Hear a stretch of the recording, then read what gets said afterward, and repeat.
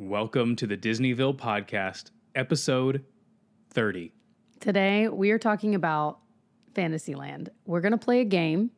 We're calling this series the Let's Play series because we've played a couple of games with you guys in podcast format, and it has been so much fun, and it's been a while since we've done one. So today we're playing a game. I hope you're ready to play along. So it is what we call plus one, minus one. Mm-hmm. And like I said, we're focusing in on Fantasyland. Yep. No, we stole this idea straight up. Oh, full blown. This is a full blown steal. I think the podcast, it was the Wedway Radio podcast. I don't know if they still, I was kind of looking, I'm like, I don't think they still post, but. Gosh, they were so good. Mm-hmm. But yeah, we just straight up just stole this right from them. Didn't even change the name or anything. That's how the best ideas happen. Yeah. So I can't believe we're 30 episodes in. This is exciting. I know it is. 30 and we're flirty and we're here. Okay. So 30, flirty and thriving. Okay. So we kind of narrowed it down because we kept thinking like, okay, if we do it too broad, it's way too hard. And even this was pretty narrow. And I still feel like we have a lot to talk about. It's narrow and broad. We are specifically talking about Fantasyland in the Magic Kingdom, rides and restaurants. Because even still, like we had other things. We can't even talk about that. It's too much.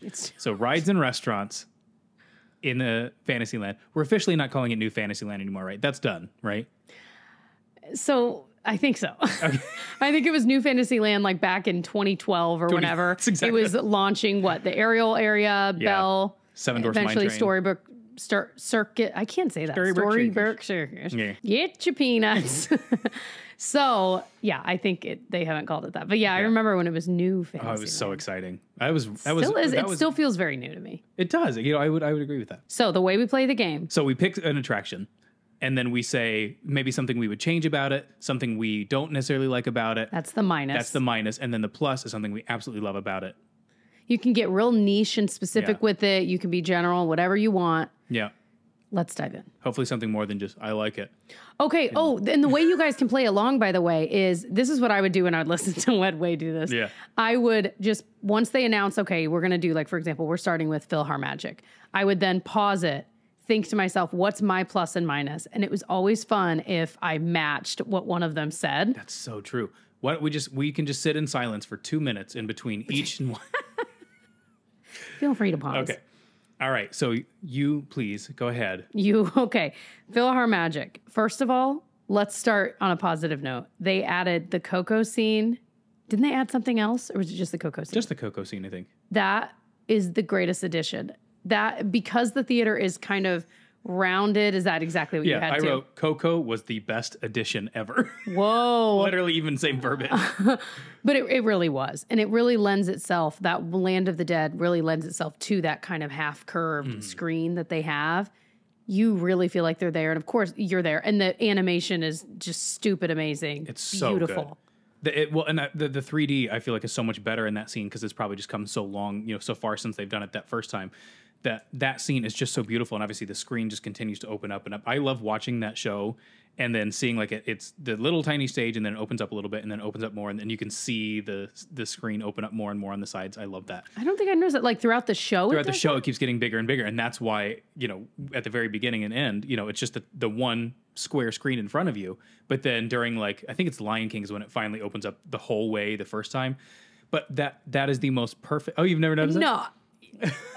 You are literally blowing my mind right now. My mouth has been open in a guffaw. Yeah. I knew, I feel like I recognized there was a moment maybe where it opened a little more, but I didn't really pay attention to that being, I mean, obviously it was intentional, but you know what I mean? Yeah. Wow. That's how it feels so much bigger and bigger. I had no idea. Yeah. And then during the big tornado at the very end, that's when the screen comes back in. Yeah, I feel like that's when I noticed it. And the scrim, there's the square scrim that looks like the stage. Mm-hmm. That's when I think it flies up, but that's when that comes back down, and then at the very end. Yeah. So many literal moving parts. Literally. I'm surprised that ride doesn't break down more often with as many moving parts as it is. Although I guess... Hold on. I got to follow this bunny trail here. Wouldn't it be cool if they took that ride and did it the way they did Ellen's Energy Adventure, where the entire theater moves through? That was the craziest thing ever. If you really think about that, that was the weirdest, craziest ride ever. So massive that building was. You and your huge legion of people are moving in this. I mean, that's insane. That really was. I would pay so much money to ride that again. I know. Oh, so sad. So that is the positive. The Coco was such a good addition. Mm-hmm. Well, do you have a negative? No. Hold on. Let me see what I wrote. Or something I genuinely you might change. Oh, okay. This is dumb. And for some of the cons, you know, or sometimes it's dumb, but whatever. The name of the game is Dumb Game. I don't even know what I'm talking about. The name of the podcast is Dumb Disney Podcast. Dang it. Welcome to Dummyville. Okay. The waiting in, not even in the queue, because they have the cute little posters with like, you know, musical acts and stuff from Disney shows, but I hate standing in front of those automagical doors. Mm-hmm. It feels like you wait 100 years, even if it's only 5 minutes. There's something about standing in that area that makes me crazy. Now, here, let me give you a little piece of advice, because this is like next level kind of Disney stuff here. Everyone, when those doors open, starts slamming into the doors, like wanting to get in there very, very fast. Mm-hmm. You don't want to be in that crowd, because one of two things happens. The Disney cast members say, please move all the way down, and you're a jerk who stops right in the middle and makes people climb over you. Don't be that person. If you're in the middle of the crowd, you look at a line, okay, there's about 20 people in front of me here. I'm going to hop in this line. Boom, you end up in the middle. You're not pushing and shoving to try and get there. And it's not usually full either. So if you hang back, you can actually kind of pick your don't seat stand better. Right at the door. Stand in the middle of that crowd. Or just hang back even if you happen to be in the front. I feel like we always end up being right by the door, and then we just walk real slow and let people go by you. Push. People, we're all so predictable, you know? We're just as humans. We're so predictable. Okay, so this isn't even a negative, but this is something I would change. Yeah. I think it would be really cool. The idea of them adding Coco was so awesome. I think it would be really cool to switch it up like seasonally. This is like the easiest ride in the world. Like a Nightmare Before Christmas. That was exactly what I thought. So like, you know, you can have Jack come up at the top of the mountain, all that kind of stuff. So but seasonally that would change. It'd be the easiest thing in the world because it's just the video. The actual mechanics don't have to change. Donald Duck can still fly out at the end just like he does now, but add in a couple seasonal scenes from different movies. And you know what? Instantly, so many more people would ride it every time they visit, like in the fall or Christmas or whatever. Yeah. Have Tim Allen in the sleigh. Fly with him on the sleigh. I don't know. Figure out something. I don't know. But switch it up seasonally. The visual of what you did. I cannot. That's what it is. Does he at the end of the that woke up Pinocchio. He said, what are we doing? Talk about dogs? What are we doing? Pinocchio, our resident Dougie. Hi, handsome. He's our grip over there off camera. That's right. Okay. Peter Pan's Flight. You go first on this one. Okay. The ride itself, I really have very few notes. It's so good. Mm-hmm. And I love the new queue. I feel like we always end up doing a fast pass for it. I still call it fast pass. Just doing a lightning lane for it. And so we don't see it very often, but occasionally we've done the queue and it is so good. Mm-hmm. They've done such a good job with that queue. Oh, yeah. I mean, I could talk about that all the time. We need to like wait in that line. It's just always such a long line.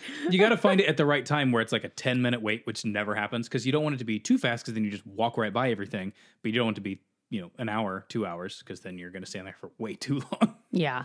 And what is it? My pro is like, it is so magical being above the scenes, especially when you're rounding that corner near the beginning and going over London.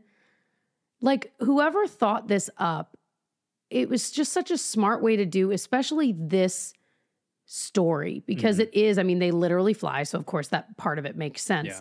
But the fact that you're above most of the scenes and then every once in a while you're closer to a scene, like when Wendy's, I think, up on the, like, gonna walk the plank and all that. So it's just such a good mixture of things going on. Yeah. My thing I wish was different. I genuinely wish it went slower. Is that what you wrote? I wrote slow down just because I feel like take it all in. I know, just not even that much slower, just a little bit slower. Because I feel like the second I look at a scene, then we're moving around and kind of doing the next thing. So, and I'm like, and I get it because like we just talked about, the line for that is always so long. But I feel like one that would be a very good one to just slow down just a hair. I want to see that ride with the lights on.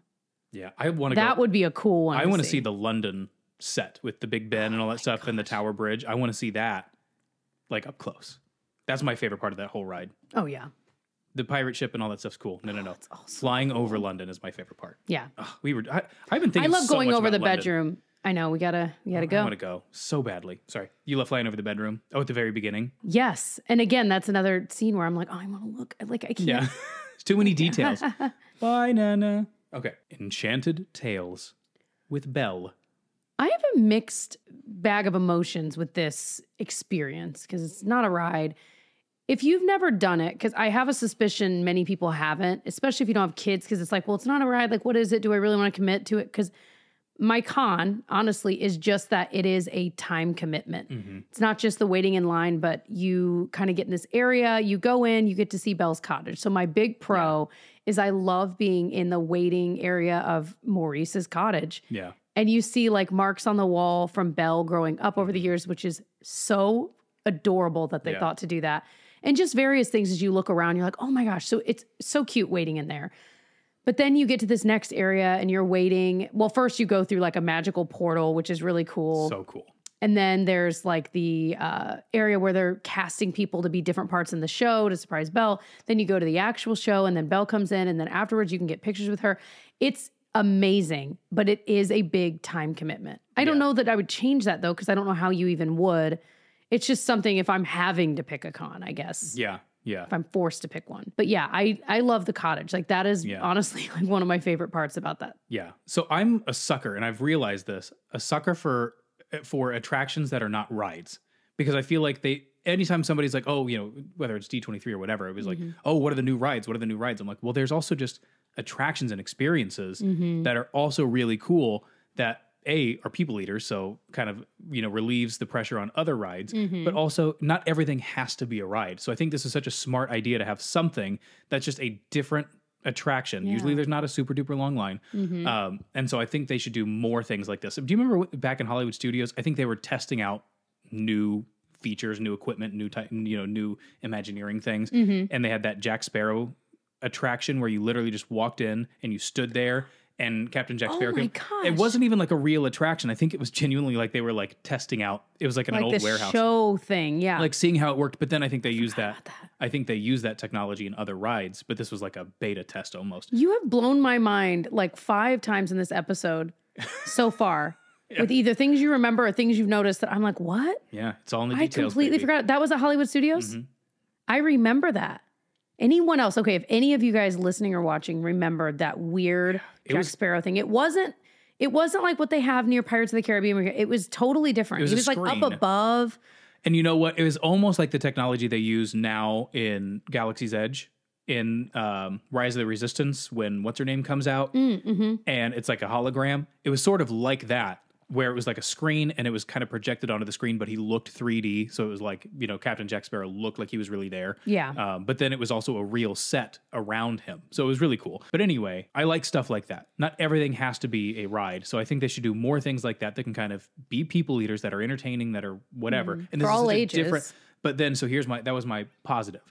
My negative is that it's the same exact thing every single time. And what I think they should do is switch up the princesses every so often, because again, it could still be, Enchanted Tales with Belle, but they could say, oh, Aurora comes in. She's like, oh, Belle invited me to tell my story today.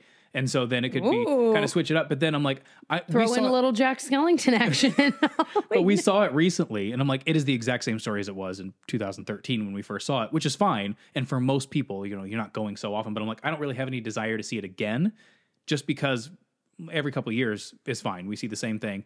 So I'm like, just switch up the storyline, switch up and just have the little props and have people come up. Could be a very fun thing, because the room itself is just the library, right? I think Lumiere's sitting up there. So maybe. Yeah. But even still, like you said, it could be Belle's friend or. Yeah. I just pictured like Belle and Aurora coming in arm in arm, giggling like, oh, whoa, who are all these people? Well, Aurora, do you want to tell your story? Yeah. Or like Moana could come in and tell a story or so, you know what I mean? Like, and maybe it could even be like where they announce like today at 2 p.m. I don't know. I don't even know how they do it, but yeah. Just every day. I like the idea of that it could be more of like repertory. Yeah. Anyway, just an idea. I'm an idea man. That's right. Okay. Under the Sea, The Voyage of the Little Mermaid. Where do we start with this one? Okay. This could have been so much better. Yeah? Yes. I actually really like this ride. I'm curious. I do too, because it's usually 5 minutes, and that is exactly the amount of time I'm willing to wait. I like this ride too. We ride it numerous times a trip, mostly because the line is short. I love that because it is so rare back in Fantasyland to have a short line, and this one always does. So I have a place in my heart for this ride, and we always ride it, and I enjoy it. But there are some scenes that are so amazing, like Ursula going around here. I'm like, I am mesmerized. The kiss the girl scene, gorgeous, so gorgeous. But then you get to where they seem to run out of money. The last scene. I don't know. The last scene. And there's a couple random ones where you could tell they probably had a different plan, but they were like, let's just put a cardboard cutout and put a light on it and call it a day. You know my favorite part? So you got Ursula in the background with her cardboard going, ah! Oh, right. Okay. Her in the back. You know what my favorite part is, though? What? You're going to love this. The McDonald's plastic coming out of the fish's mouths when they're squishing or putting the water up. I know exactly. It is McDonald's toy plastic that's like not very clear, and you can see the lines where it came out of the mold. And it just goes up and down. You knew I would love that. That's what it is. That's exactly it. McDonald's toy plastic. When I think of that ride, I think of those fish with the things going out of their mouth. Oh, and we can't move past this without talking about, I mean, the under the sea scene is the pièce de resistance. Yeah. Like that scene is so cool. That's almost a ride in itself, just that portion. Okay, well here's another detail. What's my favorite detail of that ride?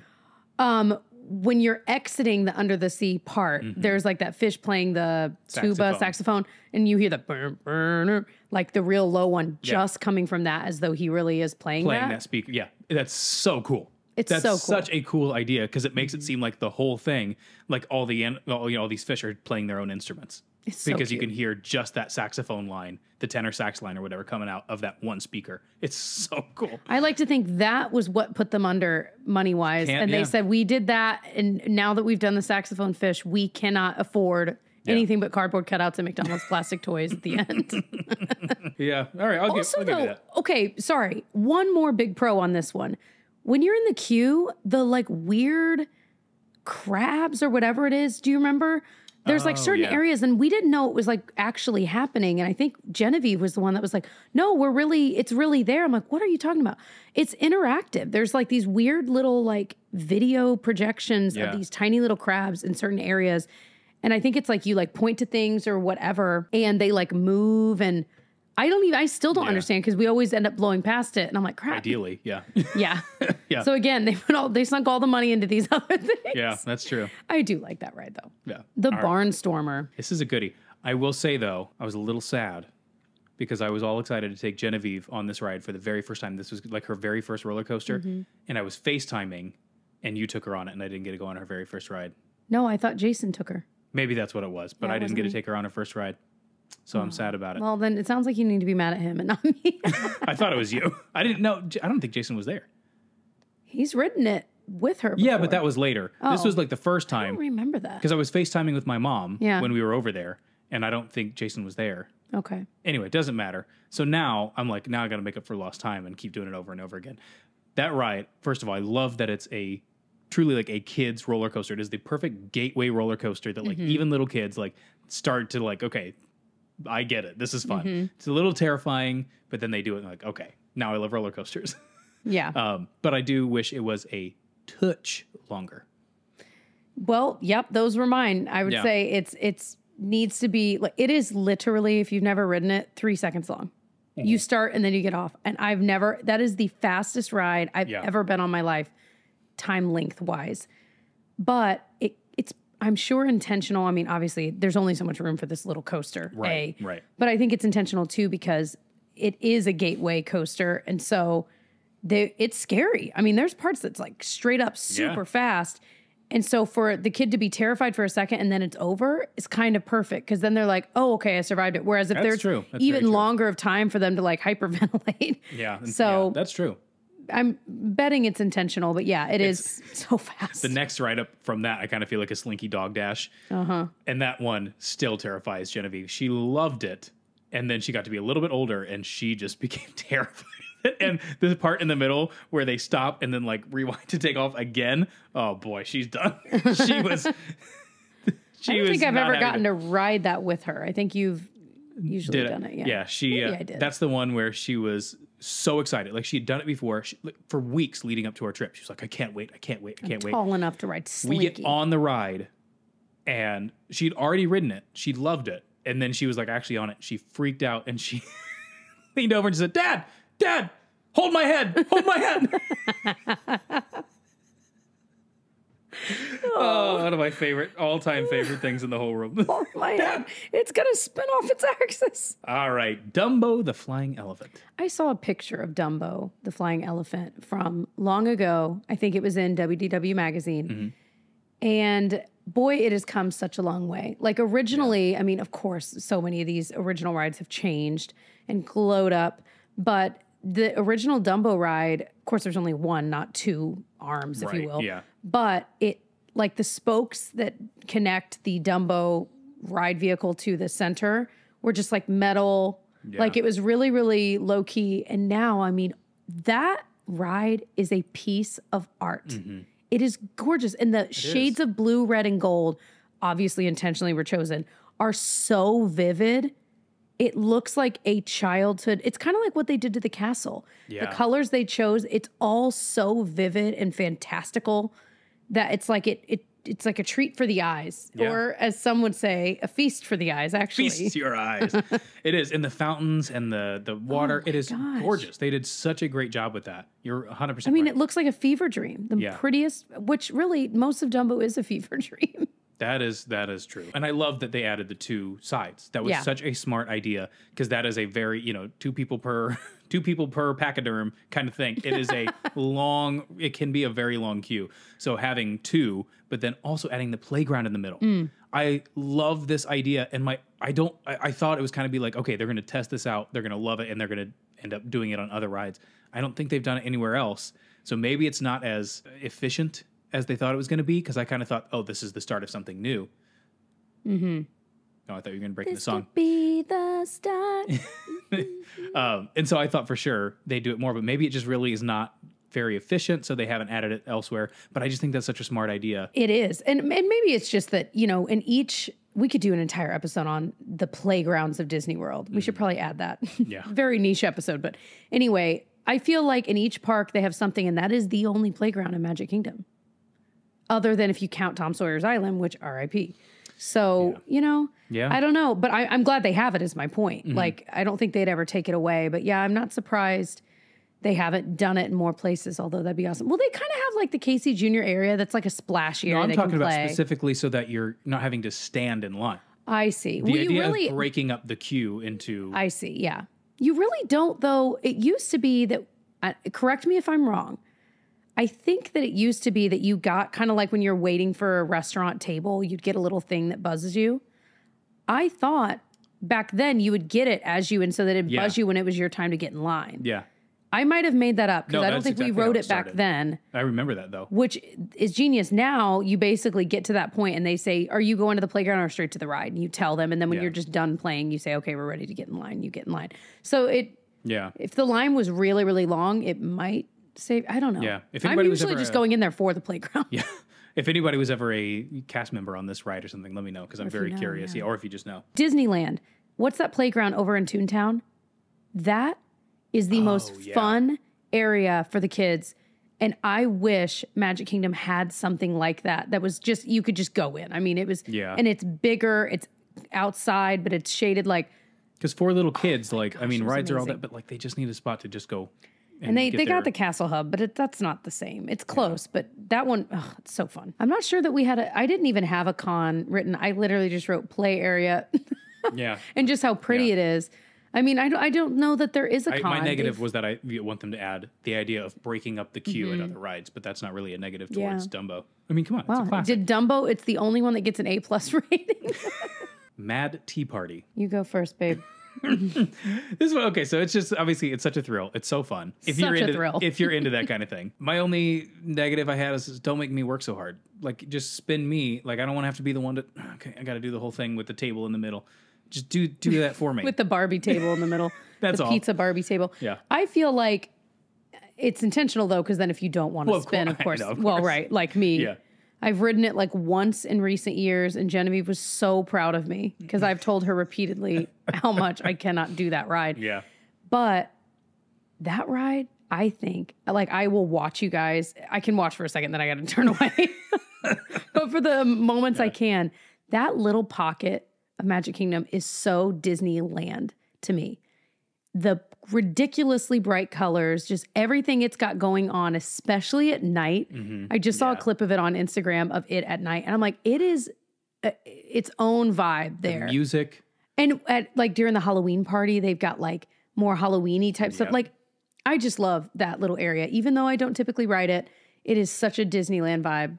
Yeah, no, you're right. That's 100%. And I get part of it's, I mean, the literally teacups have been there for so long, kind of like Dumbo. It's synonymous. Those two are synonymous with Disney parks. So a negative for me. I mean, it just makes me so sick. Yeah. I just can't help that. Nothing I can do. You get rid of that, you have no ride. So I don't know. That's it. Just me sitting there looking at the lights. This is going real slow now. Okay. Just have a teacup just to sit in. Just have here you go. For the viewing audience. Or have like a little quick service restaurant close by where you could just sit in the teacups. Well, the Cheshire Cafe. Yeah, but make should the have seats. Yeah. There's one. Come on, Disney. Give me a call. We'll discuss payment. Winnie the Pooh. The cutest part of that to me is, okay, two things. One, that they did the Mr. Toad's Wild Ride, like send off where Toad's handing him the deed to the house or the ride or whatever. I think that's so cute. But my favorite part of that ride is when Pooh has the dream and floats out of his body. Yeah. It's so cool. Yeah. It's so cool to me. It's still cool. It's funny because this is one of those rides that is literally like, it reminds me of like just painted scrims like in theater. You know what I mean? Like it's just like a couple theater kids got together and they made this ride. You know what I mean? It's like they just painted these like pieces of Luan and then they just moved on. But at the same time, I'm like, this is so classic that I still just enjoy. There's no animatronics. There's a couple cool like effects with him like floating off and stuff like that. But it's just like, it's a classic dark ride. Drop your head back to 1959. You're like, man, this is so cool. So cool. Traveled across the country to see this thing. So glad I did. Really glad I waited 75 minutes. Those kind of rides, you know what I mean? That just were the original Disneyland, Walt Disney World kind of rides. Like, there's something very nostalgic about that. I'm glad. That is the definition, right? They can make it a million times cooler, and I don't want them to. Just leave it exactly the way it is. And kids don't care. And if it gets any cooler, the line will get longer. So. Yeah. So that the queue there is also a great addition that they've done. I mean, if you want your kids to get hand, foot, and mouth, this is the place to do it because they're going to touch everything that 10,000 other children have touched that day. It is definitely a place like the Children's Museum. Your kid's going to get sick touching this. You got to figure out, what am I doing the next week? Can we be sick? Hand sanitizer. The answer is no, you're not going to the Children's Museum. Yeah, hand sanitizer is going to do nothing against these super bugs. But it's at least something for them to do. And now they've made it so that like you don't have to touch it, but guess what? Kids are still touching it. It doesn't matter. Okay. Also, I mean, it's Disney World. You're surrounded by germs. That's it. Speaking of Winnie the Pooh, though, I don't know that I mean, I guess my only con is that I don't even know that there is one either. It's, I don't really you know have a what con to for expect going in, I guess. It's one of the few, like you said, that do have that original dark ride feeling. Snow White's Scary Adventures is gone.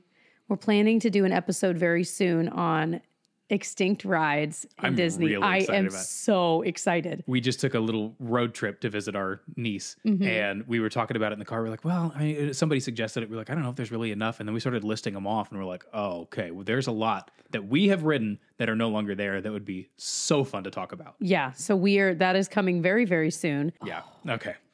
I don't really have a negative for Winnie the Pooh, though. Okay. Seven Dwarfs Mine Train. Go for it. Okay. It should be faster. I know it's still a like family thrill ride, but I want it to go just a touch faster, and I want it to be a little bit longer. Now that said, it is still probably maybe the third longest and fastest in Magic Kingdom. Yeah. Besides, Big Thunder and Space Mountain. So again, not trying to make it something that it's not, but I just want it to be longer. It's just I love that ride so much. It's so smooth. I love that each individual car kind of goes on its own little axis or whatever. So good. I just want it to be about 18 minutes longer. Just 18, huh? I'd take 20. Here's the thing. My thing they could do better. Wouldn't it be cool if you rode through the dwarf's cottage, not next to it? Oh. You see the mines and the gem. My pro is the gems. I am obsessed with gems that look like that, probably because of this movie when I was a kid. I watched this. It was like one of the 3 VHSs we had, and that sucker was on repeat. That and Cinderella and Return of Jafar. We didn't have Aladdin, but we did have Return of Jafar. We had Aladdin King of Thieves, so. Yeah, you knew that one. I'd never seen it, and I know Return of Jafar. I've never seen Return of Jafar. Never seen the original movie, though. I'm just kidding. Anyway, those gems, like the way, the mine scene, you know, where you're going in there, and then also the gems that you can spin in the line. Yeah. Like, it's just so beautiful. That ride was so well thought out. You see them on out. the ceiling and... I mean, what a love letter to one of the classic movies. That is such a well done, beautiful that was ride. very underrepresented until this. Well, they had Snow White's Scary Adventures. But, I mean... which I also miss. Couldn't we just have both? I think it didn't Princess Fairytale Hall took over that area. Yeah. But wouldn't it be cool to go through the dwarf's cottage? Yeah. Like to ride through it at the end instead of being next to it, like being amongst the scene. That could have just been a scene where they're dancing audio animatronics. Still in the exact same spot where you are like, you get to the end, you're waiting in the queue, but then maybe they're on either side of you. Yes. Yeah, that would be cool. Yeah, well, probably ran out of money. Those final scenes, man, they just can't. That's right. They can't plan ahead. I want more. That's right. They do it in order, and then they're like, "Oh crap, we ran out." The idea of them doing an entire ride, like starting at the beginning, being so excited, and then it's like a poster board where you don't plan out where you're writing the title, and you run out of room. I'm certain that's how they do it. Mm-hmm. Okay, Prince Charming's Regal Carousel. You know they spell carousel Carrousel. I thought carousel was with one R. I would have spelled it with one R, yeah. Yeah, but seeing it on the official Disney map, you ever seen how these Rs. jokers at Pack and Play write Pack and Play? There's so many apostrophes. It's like a backwards P. No, it's Pack, apostrophe, and apostrophe. Oh, play. Two apostrophes around that Two end. halves the apostrophes. They're just out there flamboyant with these apostrophes like they're just nothing. Do you know how much ink that's using up? Pack and Play. Jokers. Okay. I don't really have any... I mean, it's just... I have no thoughts. No. Story of my life. I only have one negative. Okay. It needs a covered queue. That is exactly. Yeah. How in the world has that sucker been there since the beginning and they have never thought to put even a little bit of a roof over the line? The line is hugged in. My only guess is like sight lines of the carousel. There's got to be a reason they haven't done it. But they could do it around the back. And that's my guess. Right?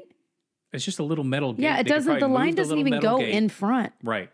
So because you are like you are burning your scalp in that line. It would be nice too to have maybe a little structure covering the strollers, because when it's hot out, those strollers get to be like 110 degrees. Mm-hmm. But then if it rains, you know what I mean, you're parking them there. It'd be nice to have just a little covered parking. They have in. I wonder why they've just left it so open. Like, in what Disneyland, they have that little area by Indiana Jones, I think, where it's covered stroller parking. I'm like, just do some kind of little structure there. The queue can go in that, and maybe even not the entire queue, but maybe half of the queue or something like that. So like you're not just baking in the sun or standing in the rain or whatever. Mm-hmm. I feel like that'd be a very, very easy thing to do. They can make it fit in with the theming very easily. Mm-hmm. Gosh, yeah, that would be. Well, if we ran the world. And that whole area is just so open behind the carousel. It's just a big It's got to be intentional because obviously it's a cluster all of the time. And the only thing that I can possibly think is that maybe the fireworks going off there, but that doesn't even make sense because the carousel's there. You know what I mean? So I'm sure whatever precautions they have for the top of the carousel could be, put on top of these structures as well. Yeah. Whether it's little, because I know they'll have the little sprinkler systems after the fireworks. Throw one of those bad boys up there. I don't know. Yeah, but that is one of the areas where it's just a huge pad of concrete that I'm like, we could do something with this, guys. Certainly. Turn it into a stroller garage. You put your stroller in and it goes down, and then it's like not like a vending machine, like but a tie rack. You know what I mean? One of those electric tie racks. Oh yeah. Now we're talking. The one thing, the big pro of the carousel, of course, is that it is the quintessence of whimsy. Good word. And magic and wonder and awe Indubitably. and sparkles. Yeah. I mean, you can't go on the carousel and have it going around and you're looking at the castle and the rest of Fantasyland and you're listening to the classic music and not feel that little like sparkle of like, oh my gosh, like this is Disney. Like I never went as a kid, so I've got to soak it all up now. Those horses, I think, are just about the most beautiful. It's pronounced horsies. Horsies are just about the most beautiful horsies anywhere. They are painted perfectly. They are the quintessence of beauty. Don't take my word. That's my joke. All right. It's a small world. I mean, okay. I'm just going to share a fun fact. All right. Because we all like the message behind it is so sweet. It really is. The cons is, I mean, come on. Yeah. It's really long, but again, there's the AC Pro. You get to sit, pop your shoes off, put your feet up on the thing in front of you. I'm kidding. I'll just lay down on the bench. Just take up a whole bench to myself. Just one. Thank you. I learned that it is the same exact doll used for all of them. Obviously, the skin tone would be different, et cetera, depending on where they put them. But it's the exact same animatronic doll. Well, different wig. You were talking about this the other day, but also I'm like, but then they paint them differently, and then they have different. So I'm like, so they're the same size, right? They're painted. The color might be different, but apparently somebody double checked this for me. The face is exactly the same. No, that can't totally be true. Can't be right because they paint the faces, don't they? See, now I'm going, yeah, maybe. Like maybe some of them have like little circle cheeks. See, I don't know. But the idea was that it's generally the same doll, different wig and hat, different costume. But you're right. Now that I'm saying this out loud, I'm thinking like, wait, that can't be true. Probably, I mean, but it was in a book, extent, so I think and if it's written in a book, it has to. If you're making 500 of these things, you're probably just trying to mass produce them. Certainly. Because this is a 1964 World's Fair attraction, and so again, it's one of those things that's just so classic. And you know what's funny is the song gets so much crap for being that song, and if you've ever heard. I don't even remember what it was on, but Richard Sherman, who wrote the song with his brother, at one point had a piano and he was playing that song and he played it as a ballad. It's so beautiful. And I'm like, oh my gosh, this is like, if you listen to that song as a ballad, it is one of the most gorgeous songs ever because the lyrics are so pretty. And think about the lyrics. The melody's pretty, but then when you up it into the, attraction version, it can get a little grating. But the actual song itself is so beautiful. It's a world of laughter, a world of tears. It's a world of hope and a world of fears. There's so much that we share that it's time we're aware. It's a small world after. It's so beautiful. She I'm getting packed teary my just bags saying last night. Pre-flight. 0 hour, 9 a.m. Where'd you turn French there at the end? I don't know. I'm terrible. That's supposed to be Stewie. Not the smoking. It was the accent. I'm going to be high as a kite by then. Okay. We're switching gears. We only have a couple left. Right. Cinderella. No. Big Top Souvenirs. Got one. Okay. You want to go first? It doesn't matter. You go first. No, you. All right. So this is just a general gift shop note. Stop having the same exact things in every gift shop in the entire, Walt Disney World complex. Amen. Give me something, just a little section that's things you can only buy in this area. I don't know whether I don't make a little Dumbo doll, but you can't get it anywhere but Dumbo Land. Just in that gift shop. Because I'm like, that gift shop is so well themed, but it's the same stuff you can buy anywhere. Just give me 1/8 of a store anywhere you are. They're like, oh, I can only buy this little Rocket Mickey in Tomorrowland, or I can only buy this little, maybe it's like the Storybook Circus banner there. Something.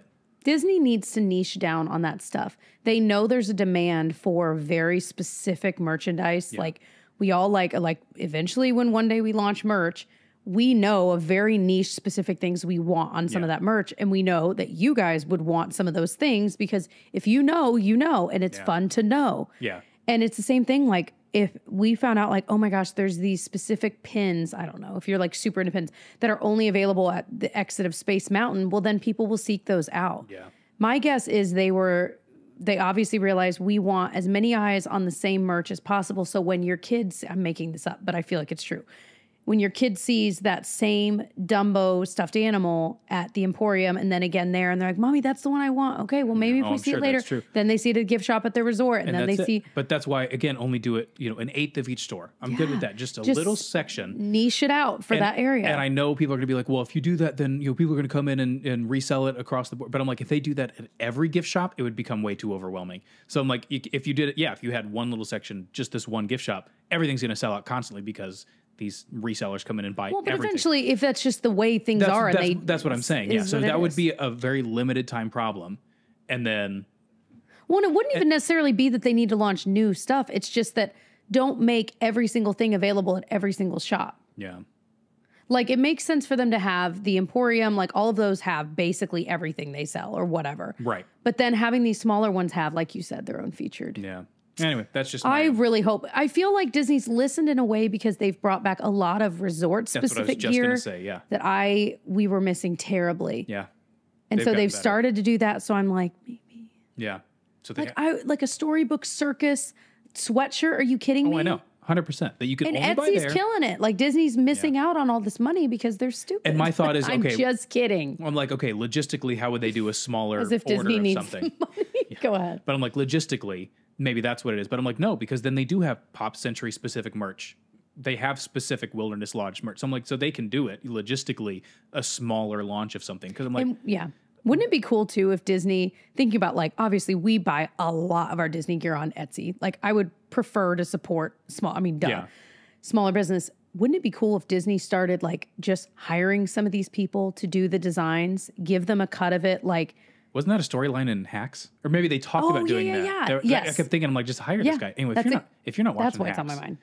That show is so good. Okay, Cinderella's Royal Table. Well, boy, I'm realizing we have not been doing the plus minus. We're just talking about each thing. Sorry, guys. If you're playing the game, you're like, guys. And by that, I mean just listen to our opinions on it. Well, that's what this entire Disneyville podcast is. Okay, all right. Let's do these last couple ones correctly. Okay. Right. So Cinderella's Royal Table. What is your plus? My plus is if you can swing it during fireworks time. You can't see the fireworks, but like, especially if you're along the window in the back, you can see some of the fireworks kind of like going off. It is so cool. Like what a unique thing to be able to do. I would say if you only go every couple of years, watch it out front. But if you're somebody who maybe gets to go once a year, do it. Yeah, like you've already seen the fireworks show. It's just a cool, but that is a very cool experience to see it from there. I remember we were like eating dessert and drinking coffee after dinner and watching it, and I'll never forget it. On our honeymoon, we did that. And I mean, come on. My plus is that who doesn't want to eat inside the castle? Like, I'm so glad they're using that space for something that's so cool. I think. And I feel like that's something they would have easily dropped like decades ago, been like, it's too much work. It's in the castle. Yeah. And they just be like, just forget it. And I'm so glad they still turn it into a gift shop. Yeah. And I'm so glad they still use it that way. Yeah. So my negative, my minus one, if you will, is that I feel like the last couple times we've gone, food is not great. It's kind of mediocre. And then I feel like I want it on the interior to feel more like Be Our Guest. I want it to feel more like royal and ornate and like more over the top. So I want it to be like, I don't know. It's not exactly. I mean, it's probably closer to what a medieval castle actually would have been like, but I want it to feel like more royal. Yeah, you didn't go this last time with us. No, I did not. And I thought the food was better than I'd remembered it. So I didn't think the food was right? Harder to mess up breakfast. No, actually, I think it was lunch. Gotcha. Which basically was dinner. I mean, I don't think there's really a difference. It was better than I remembered, so I was happy about that. Like it really was, and like the kids were happy. It was really cool, but I feel the same way. You're paying such a high amount to be there. And really, if I'm choosing, having tried a lot of these, and if like you're taking our advice, Be Our Guest is way more of what you probably really want. It looks the way you want it to look, like you're eating in a castle, which is funny because it's just a building with a tiny castle on top. This one's a real castle. I mean, So I feel like I wonder if they would ever refurbish in there and like really rethink. But see, they can't change a lot of the layout. It's literally within the castle. If they did, that would be literally the decor. Yeah. I have one other kind of negative, and this is just character dining in general. I want them to figure out the timing a little bit better. And I'm sure, again, I know this is so easy to sit on the sidelines, but logistically, it's actually probably a nightmare because people are getting up and leaving and moving, whatever. But I'm like, I feel like we are constantly interrupted, and then we'll see the same princess like 3 times. I'm like, have them all go away for like 30 minutes. And then have them each come out and do a round and then go away for 30 minutes and then come, because I feel like I think that's what they do. But it just doesn't seem like that. Like we were at 1900 Park Fair and we kept seeing Mirabelle. We saw Mirabelle like 4 times. And I'm like, I don't know. And again, I can't imagine trying to actually figure that out. And you would obviously rather that than not see a certain princess or whatever. But I feel like we're constantly like having to stop what we're doing, eating, just stop, talk, take pictures, whatever. And then we kind of get back into it. And it's easy for us to do. But then, when you got kids, you're like, okay, settle down. Now let's eat a little bit. And, I think the idea of the character breakfast mixed with buffet is too much. Maybe that's what it is. You have to. Whereas if you could just have family style, which neither of us love family style, but like where you could just order the food or whatever, it would be so much easier because then you're not getting up. Because then they have the manager, whoever walking around, the cast member asking, have you seen all of the characters? Was there anyone you didn't see? Just to make sure, which I think is awesome. But yeah, it's just too many moving parts versus if you could just order your food and wait for it and get to meet them while you're waiting or whatever. With our kids at their ages, we have to go up and get their plates of food. You know what I mean? Yeah. You know, and so like we're getting up multiple times, and then by the It's time a workout. By the time we sit down to eat our food, then they're like, "Well, I want more of this," so we have to get back. No, we're like, you wait, you eat other food on your plate. Eat your fruit. Eat your green beans. I don't want to hear it. Eat your green beans. Okay, last one, and then we're gonna go to listener comments. Yes. Be our guest. This one's easy for me. No more prefix menus, guys. I'm so tired of it. Just let me order what I want to eat. That's all. Otherwise, it's perfect. They have, there's been so many iterations of Be Our Guest. Yeah. But my pro is, I mean, come on. That is the coolest restaurant, period. Yeah. Looks wise on the inside, period. Mm-hmm. They did such a good job. I love that the Beast walks around. I think that is so weird and cool. And like the kids are like, what? Like, it's just so crazy. We are in his house after all. I'm going to stop you right there. They don't do that anymore. They've What? gone back to doing what they used to do. As far as I know, I should double check this, but I think they've gone back to doing where the Beast meets in the West Wing, East Wing. So he does, because that was like a COVID thing where he was walking around and just kind of waving and whatever. It used to be that you would go meet him in the torn up room. But it was only I feel like it was like a year and a half ago that we saw him. But yeah, maybe. No, they did But it it was for still a a long protocol. time. Yeah. Okay, I see. And I so see. that's why, but now they're back to doing, as far as I know, just a normal Well, meet and greet, then- where you can kind of get up at any point during your meal, go see him. and Okay, then well, go back. see, that's cool too, because either way, I think meeting the Beast is what's so weird, because you'd think it'd be Belle, but it's not. I mean, Yeah. Belle's busy over at her She's cottage. telling tales over She's it. telling tales, Telling enchanting tales. tales. But my thing is, I wish they'd bring back the quick service breakfast. What a I cool know. thing that was slightly more affordable Yep. that you could possibly, and you still had to make reservations, but I'm like, that was so cool, because then Yeah. people that can't afford or get a reservation for Yep. the other thing could possibly do that. And now it's agree. all expensive. So It has been everything. Like you said, it has been quick service, table service, signature, prefix. Like it throughout the years, it has been open. tried it all, It has baby. been everything. My favorite was when it was quick service for breakfast and maybe even lunch. I think so. And then it would switch to signature for dinner. That was when it was my favorite, because It's the food, perfect. the food was so good at dinner. I feel like it was just a normal menu, but then the lunch was much less expensive. More people could enjoy it, and it was just more of a just quick grab and go. And they had the little roses that you would go and you would order at the kiosks and then walk over. Oh wait, no, he's in the building, the area over the side where we were. Yeah. Not in the ripped up room. It's like not the library, but like the little red Yeah. drapes. Yeah, I know what you're talking about. Yeah, that. Okay, let's talk about listener Let's comments. talk about you guys. So we posted on our Instagram and our YouTube community tab asking you guys your +1 -1s for Fantasyland. If you're not yet following us on Instagram, it is Disneyville Podcast everywhere. We'd love to have you follow. That's where we post a lot of just random, I'll post some reels on there, but also we'll just do random things news we're hearing about, funny shorts. You know how social media is. I don't know why I'm explaining it to you guys. Here's how we use it. Okay. Tyler, you want to start? Sure. Disney Safari Girl says, needs improvement. Be our guest. Bring back quick service. That's literally what we were just talking about. Amen. Yeah. Yes. Love TMAO. W-T Pooh. What does that mean? Oh, Winnie the Pooh. Many Adventures of Winnie the Pooh. The many adventures of. Gotcha, Winnie the Pooh. Yeah, that took me way too long. That was too many letters. Okay, to Infinity and Bloom. Love it. +1, The Many Adventures of Winnie the Pooh. It was my daughter's first ride ever at Disney, and watching, I get this. Watching how excited she was and how memorable that moment was will stay with me forever. -1, no Joffrey's coffee stand in Fantasyland. That goes for any land or park in Disney. We need more Joffrey's, please. Okay, we almost did Gaston's Tavern, and I had written notes because I thought we were going to do it, and then we didn't. Doesn't really matter. I wrote, because I think they serve like hot Joffrey's coffee just at Gaston's Tavern, because they That's do what I the was going to cinnamon ask. Do roll they and all sell that. coffee there? Yeah. I think they do. I'm 95% positive. But a Joffrey's kiosk there, they have one in Tomorrowland. I feel like it would do so well in Fantasyland. Have some iced coffee available back there, because they have the one in Frontierland.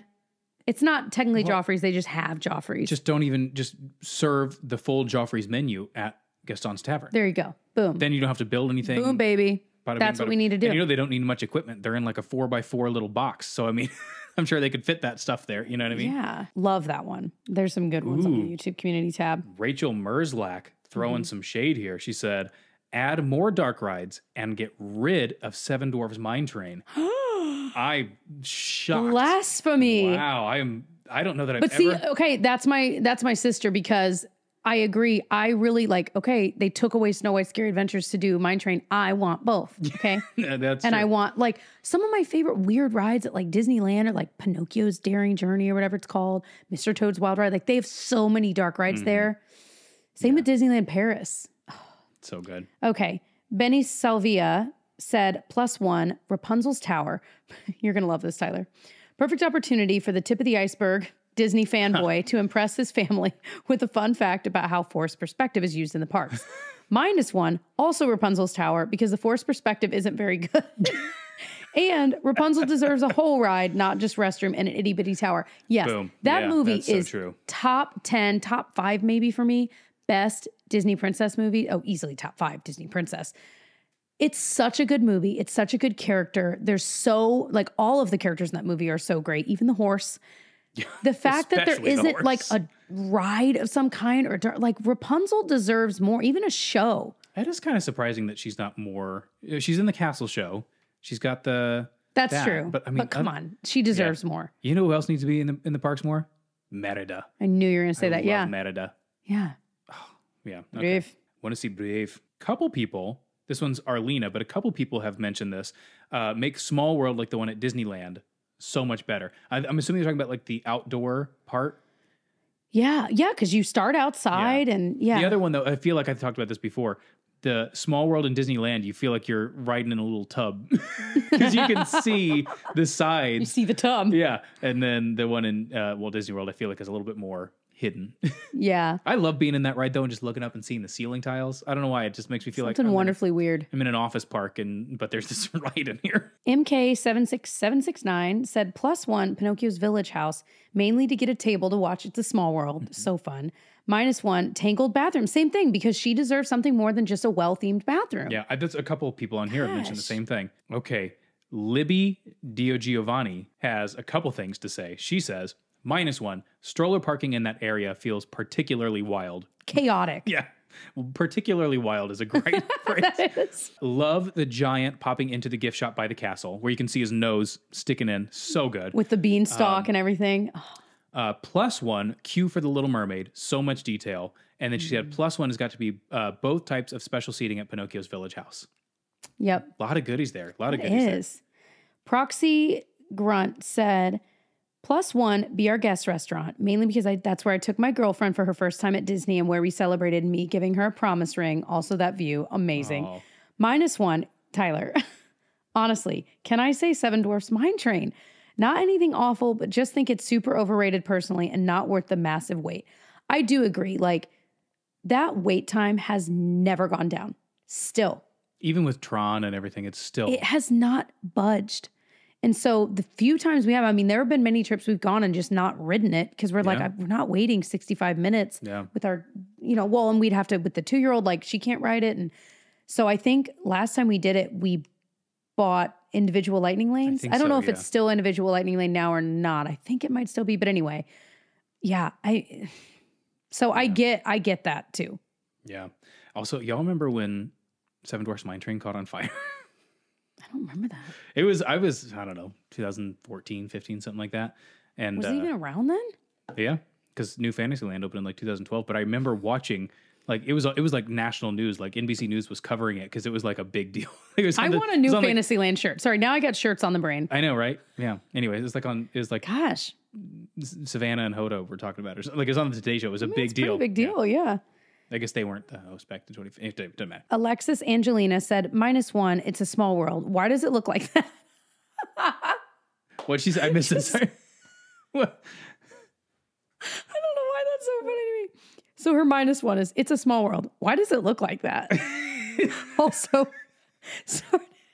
Also starting to believe the hippo is supposed to look like that on purpose at this point. It's got to, right? The lazy-eyed hippo. The winking. The winking.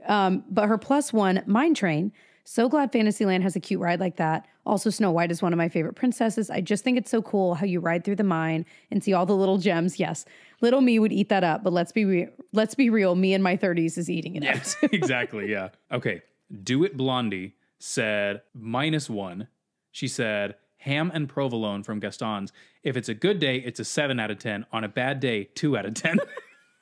I love that she's had it enough And that to she know. knows. Yeah, she's like, it was 2 out of 10, but I'm gonna eat it again. I'm gonna need to. But then +1, again.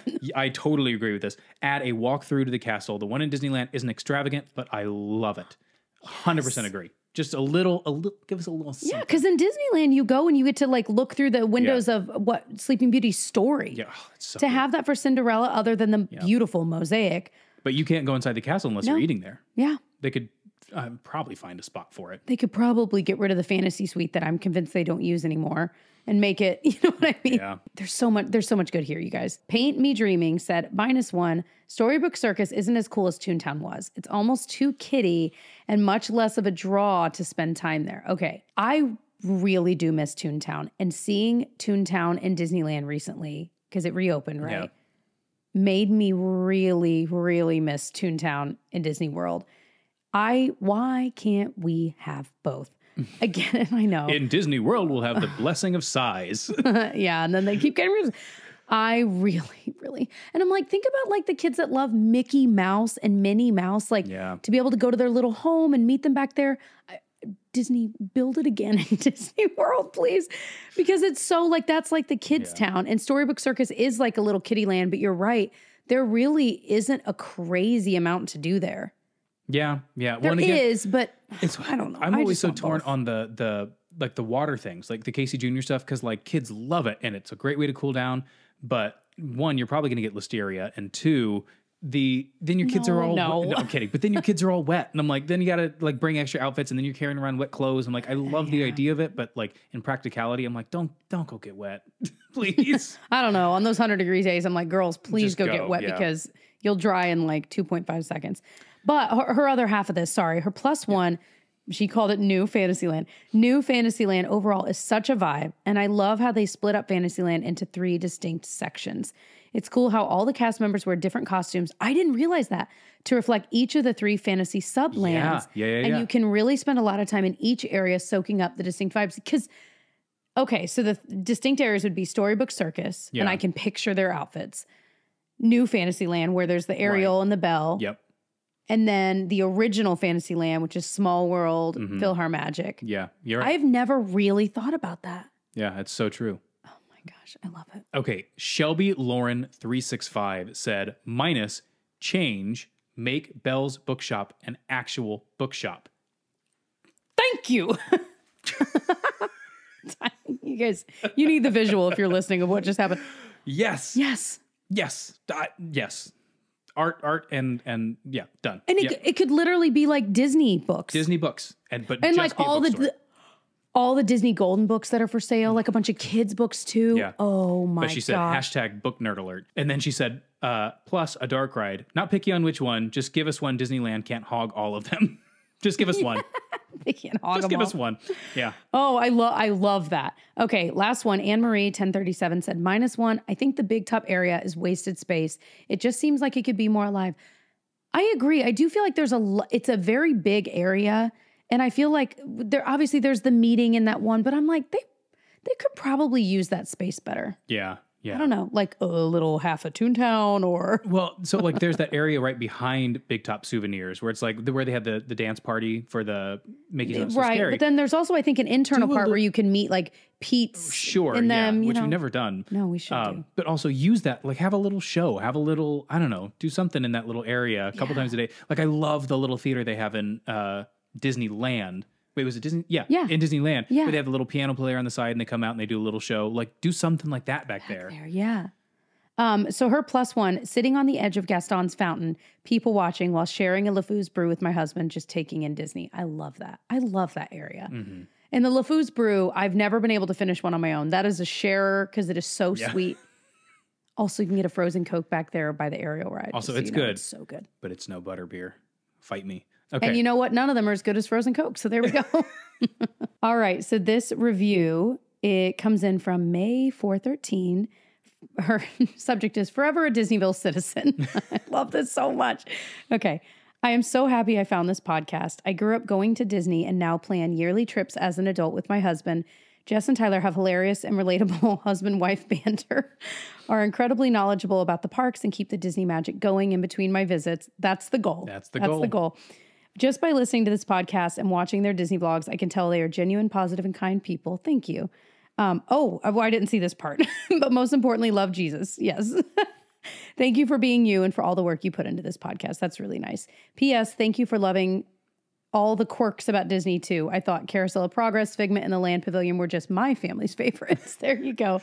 That's why I'm like, thank you so much. I don't know who said it in the review a couple weeks ago or whatever. They said keeping a happy place happy. I'm like, that's what needs to be on our merch. Keeping like citizen of Disneyville. I think we've brought that up in the last 3 episodes. That specifically? Okay, I thought it was just in my brain. Well, it's going to need to happen. We got to shut up. Sometimes, we either got to do it or don't. I talk so much that I've learned to tune myself out.